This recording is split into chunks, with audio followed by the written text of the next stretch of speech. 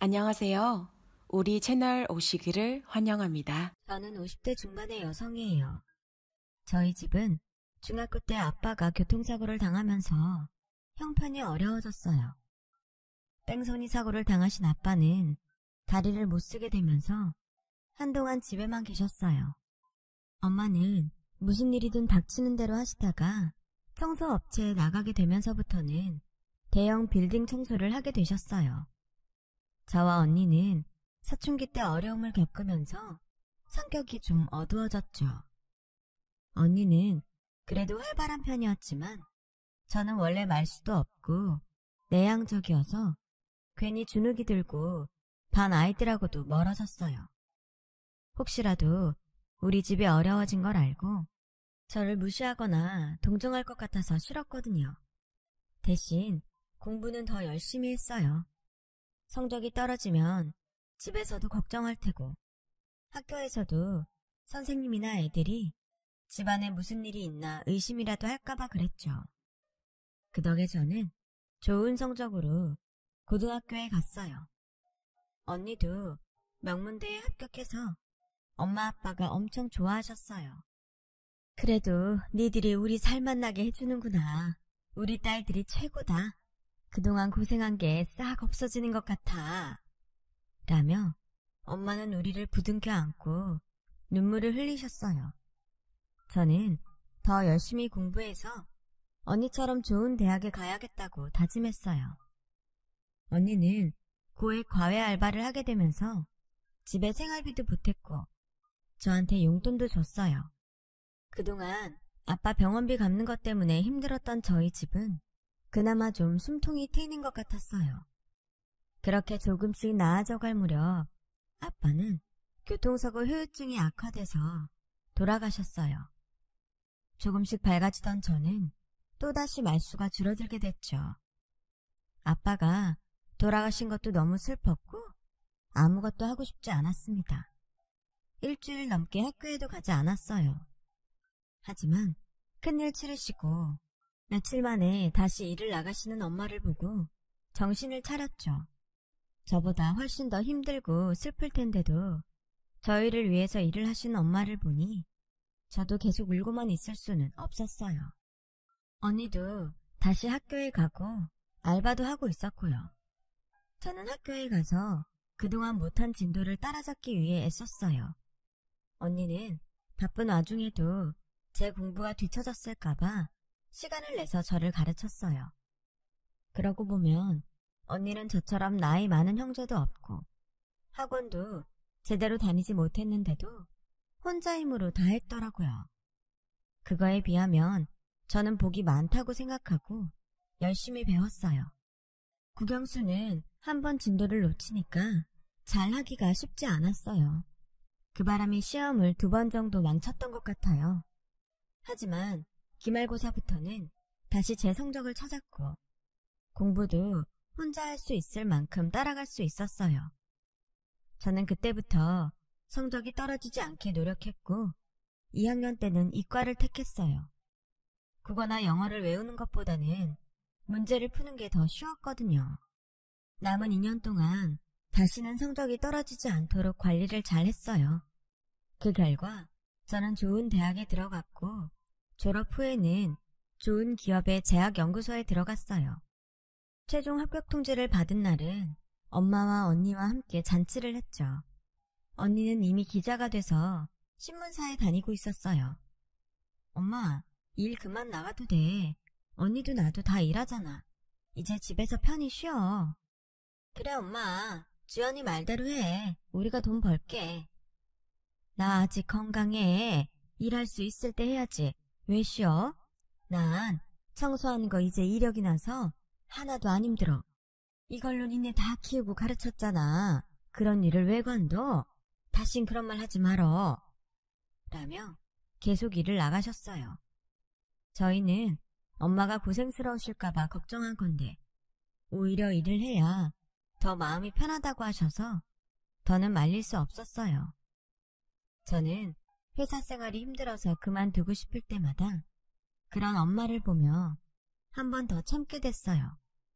시간이 흐르면서 점점 일에 익숙해지고 회사에도 많이 적응을 하게 됐죠. 처음 같이 들어온 동료 중 절반이 관뒀고 몇 명은 이직을 했지만 저는 계속 남아 있었어요.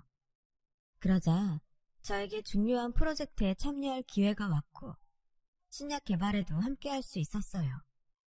쉽지는 않았지만 보람도 있었고 일도 점점 재밌어졌어요. 어느 날 저는 선배가 초대받은 병원 의사 모임에 같이 가게 됐어요. 선배와 같이 가기로 한 직원이 일이 생겨서 제가 대신 간 건데 거기서 저는 의사를 소개받았어요. 정형외과 의사인 그 남자도 다른 사람 대타로 그 자리에 오게 된 거라고 하더라고요. 저와 남자는 처음 보는 건데도 말이 잘 통하고 취향이 맞아서 다음에 또 보기로 약속했어요. 그렇게 같이 영화도 보고 밥도 먹고 하다 보니 정이 들었고 자연스럽게 사귀는 사이가 됐어요. 1년 가까이 만나던 어느 날 남자가 먼저 결혼 얘기를 꺼냈어요. 난 주연이 너보다 더 좋은 사람 못 만날 것 같아. 우리 결혼하자. 내가 잘할게. 우리 식구들도 내가 좋다고 하면 반대할 사람 없어. 라는 말이 좋긴 했지만 저는 망설여졌어요. 남자는 말을 한 적이 없지만 선배가 저한테 남자네가 의사 집안이라고 했었거든요. 물론 우리 집이 부끄럽지 않았어요. 하지만 그건 제 생각이고 집안 식구가 의사들이면 다른 집을 어떻게 볼지 알 수 없었으니 불안했죠. 그리고 그땐 언니도 결혼을 하지 않았을 때라서 제가 먼저 결혼을 하는 것도 마음이 편하지 않았어요. 이런 얘기를 언니에게 했더니 언니는 너만 좋으면 결혼해. 난 괜찮아. 누구든 먼저 짝 만난 사람이 하면 되지. 순서가 따로 있어? 그런 거 신경 쓰지 마. 라며 화통하게 제 결혼을 찬성했어요.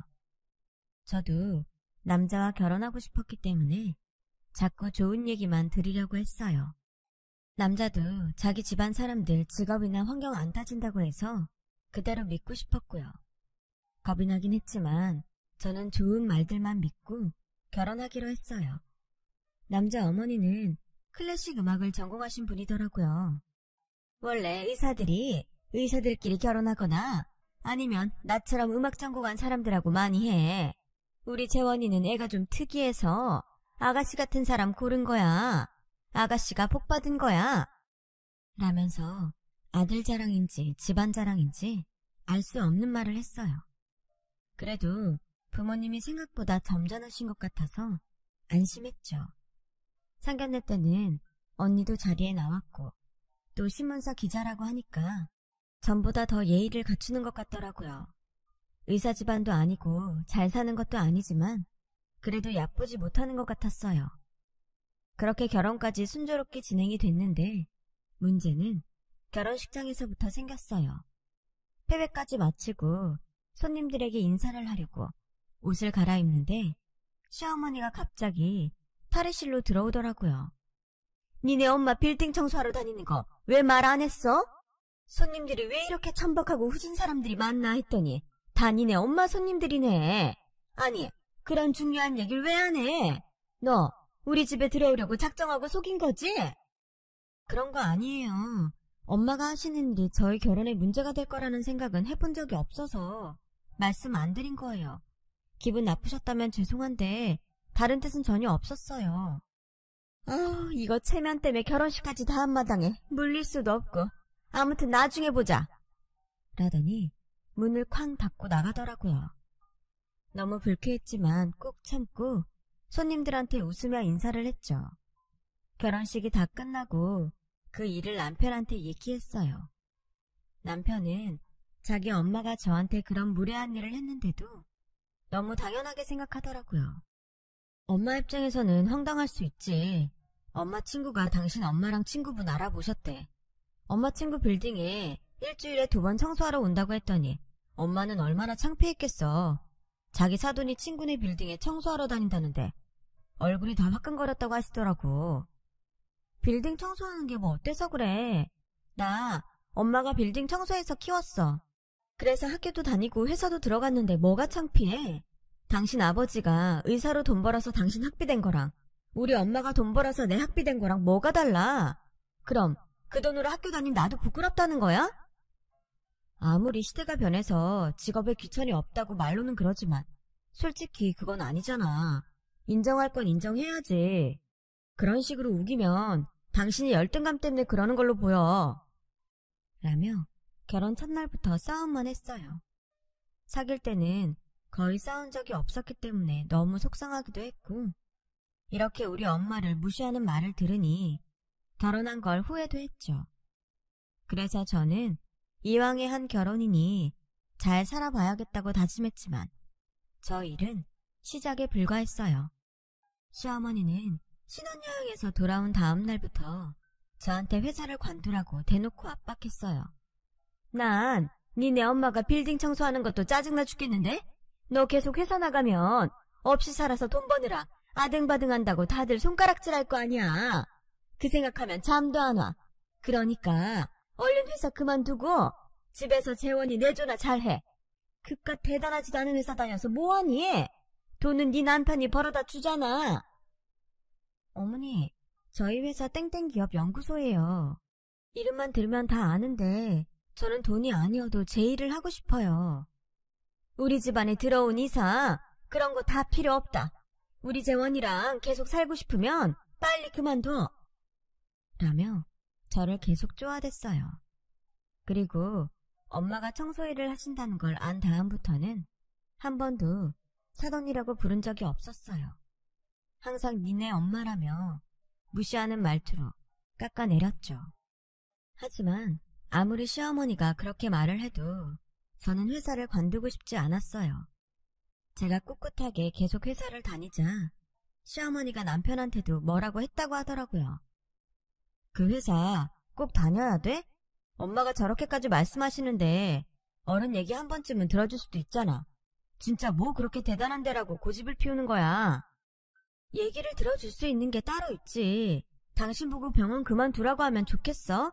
나한테는 그런 거야. 남의 일을 대단하네 어쩌네 그런 식으로 말하지 마. 당신 보고 그렇게 말하면 기분 좋겠어? 나랑은 경우가 다르지. 난 의사잖아. 어떻게 일반 회사원이 의사하고 똑같은 대우를 받으려고 해? 저는 그제야 이 집안이 얼마나 우월의식을 갖고 있는지 알았어요. 사실 연애할 때도 남편은 그런 모습을 보일 때가 있었어요.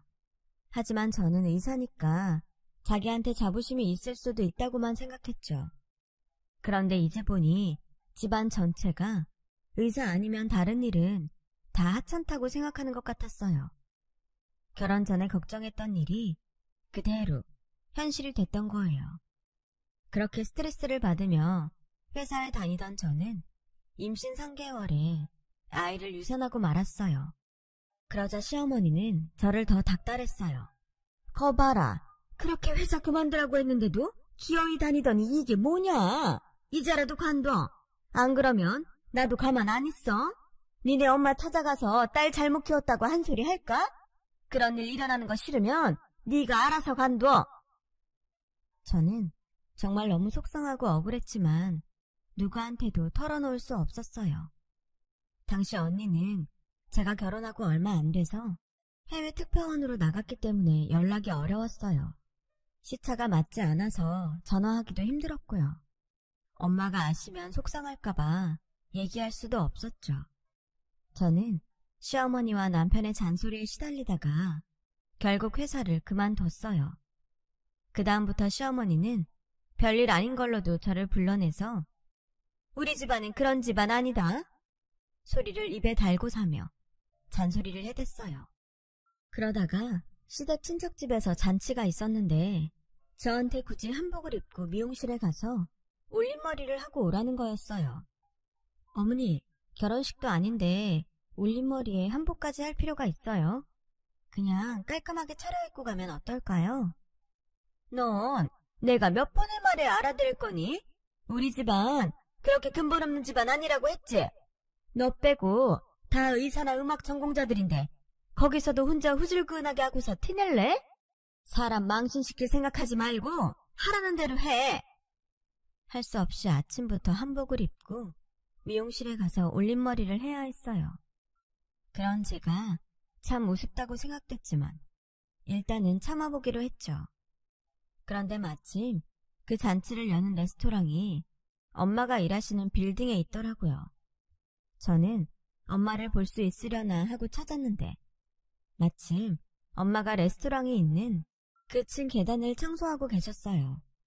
저희가 좀 일찍 도착해서 문을 열기 전이었거든요. 저는 엄마한테 달려가서 안겼어요. 아유, 우리 딸 이쁘게 하고 왔네. 오늘 여기서 무슨 일 있어? 하시는데 잔치를 하는 친척분이 시어머니한테 우리 엄마 보고 누구냐고 묻더라고요. 그러자 시어머니는 모른다고 하시더니 저희한테 오셨어요. 하여간 너는 그렇게 눈치가 없니? 여기서 네 엄마 봤다고 하면 내가 뭐가 돼? 내가 청소부랑 사돈해졌다는 걸 그렇게 알려야 되겠어? 진짜 창피해서 못 살겠네. 사부인도 이런 자리에서는 딸을 모른 척 해야죠. 얘 차림새 보면 딱 모르겠어요? 그렇게 의사사위 둔 걸 티내고 싶으세요? 정도껏 하세요. 저는 더 이상 참지 못하고 시어머니를 뒤로 밀며 엄마한테서 떼어냈어요. 당신이나 정도껏 하세요. 의사가 뭐 그렇게 사람을 유혹해요? 뭐? 의사 사위? 의사 남편? 웃기지 말라고 했는지 평생 자기 힘으로 돈 벌어본 적도 없는 주제에 누구 직업을 함부로 평가해? 당신 같은 집안에서 더 살라고 해도 안 살아.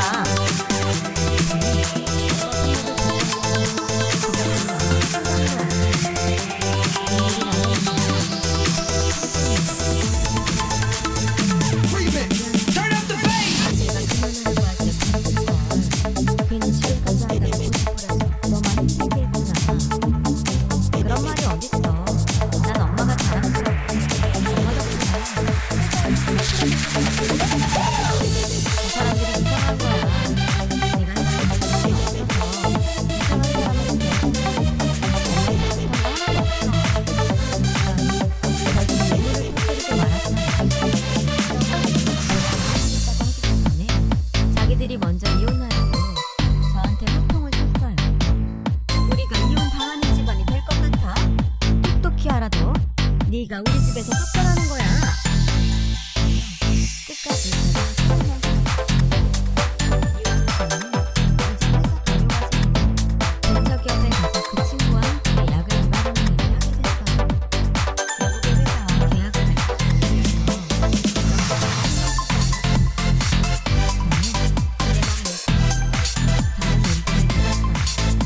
그 결과 저희는 이 마약성 진통제를 개발해서 좋은 성과를 거두게 됐어요.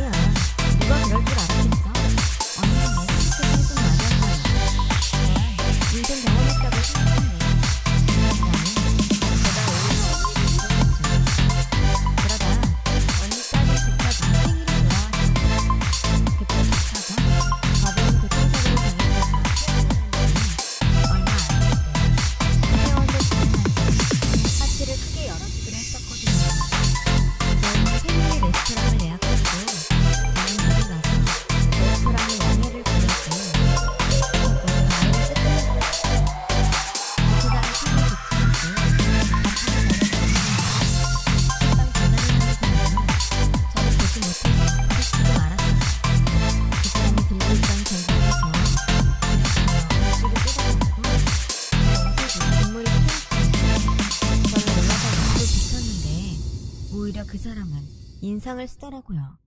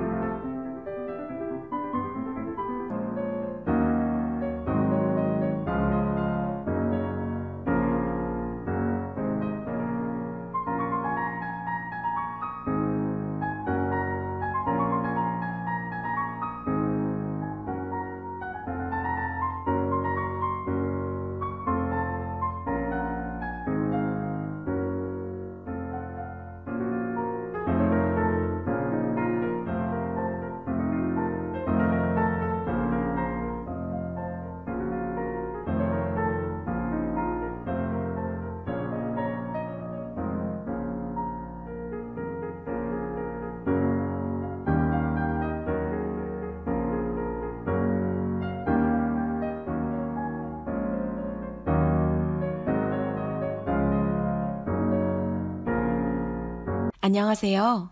우리 채널 오시기를 환영합니다. 아니, 사람이 쟁반을 들고 지나가면 알아서 비켜야지. 이거 어떻게 할 거예요? 할머니, 저는 비키려고 했는데 앞을 안 보고 오다가 저랑 부딪힌 거잖아요. 라고 말하며 할머니 얼굴을 본 저는 너무 놀랐어요. 그 사람이 바로 시어머니였거든요. 시어머니도 저를 보고 놀라서 입을 다물지 못했어요. 옷 세탁값은 됐으니까 앞으로 조심하세요. 라며 쌀쌀맞게 돌아서서 예약한 패밀리 레스토랑으로 들어갔어요. 저는 시어머니 본 걸 잊으려고 애썼지만 조카 생일 파티를 하는 내내 자꾸 생각나는 건 어쩔 수 없더라고요. 그런데 저희 가족이 돌아가는데 뒤에서 시어머니가 제 옷을 잡아당기더라고요. 얘, 너 만나서 너무 다행이다. 네가 우리 채원이 좀 도와주면 안 되겠니? 다짜고짜 그게 무슨 말씀이세요? 제가 그 사람을 왜 도와요? 그게 병원에서 제약회사 리베이트를 받았다고 누명을 써서 아무 일도 못한 지 꽤 돼. 너 그쪽에 아는 사람들 좀 있을 거 아니야. 좀 알아봐주면 좋겠다. 그건 제 일하고 상관없는 건데요. 저는 약을 개발하는 일을 하지 돈으로 거래하는 일은 몰라요. 이거 놓고 비키세요. 그래도 그쪽 일 돌아가는 건 잘 알 거 아니야. 네가 다니던 데가 큰 회사였으니까 알아보려면 알아볼 수 있잖아. 그러지 말고 좀 도와줘. 생판 모르는 남도 돕는데 우리가 남도 아니었잖아. 네가 일한 게 이럴 때를 위해서 한 건지도 모르잖아. 라고 하자 어느새 엄마가 와서 시어머니를 저한테서 떼어놓으셨어요. 가만히 듣고 있으려니 진짜 기가 막히네요. 이보세요. 댁이랑 우리가 남보다 못하면 못했지? 뭐 대단한 사이였다고 이러세요?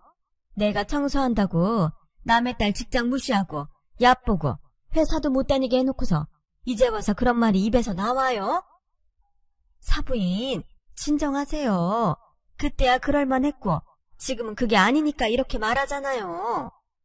라는데 저는 너무 화가 나서 이봐요 할머니, 누가 댁 사부인인데 우리 엄마가 진짜 사돈일 때는 호칭도 제대로 부른 적 없으면서 이혼한 지가 언젠데 사부인을 들먹거려. 그때는 그럴만했다고?